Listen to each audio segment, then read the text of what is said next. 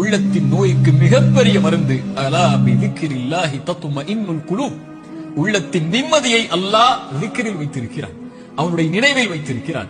ரப்பை ஒருவன் சோதனைகள் நினைத்தால் ஃபத்குருனி ஃபத்குரூனி அத்குருக்கும், ஃபத்குரூனி அத்குருக்கும், என்னை நினையுங்கள். ரப்பு சொல்லுகிறான், உங்களை படைத்தவன் சொல்லுகிறான், உங்களை பரிபாலிப்பவன் சொல்லுகிறான், அத்குருக்கும், உங்களை நான் நினைக்கிறேன். அல்லாஹ் அக்பர். அல்லாஹ் நினைத்து விட்டால் உங்களை, உங்களுடைய சோதனைகள் எல்லாம் எம்மாத்திரம் அவனுக்கு நீக்குவதற்கு. உங்கள் நோயில் இறைவன் உங்களை நினைத்து விட்டால் அவனை தவிர வேறு யார் உங்களுக்கு மருந்தை கொடுத்து அந்த நோயை நீக்க முடியும்? செல்வ இழப்பை நீக்க முடியும், பிரிவுடைய கவலைகளை நீக்க முடியும், வாழ்வின் பிரச்சனைகளை நீக்க முடியும்.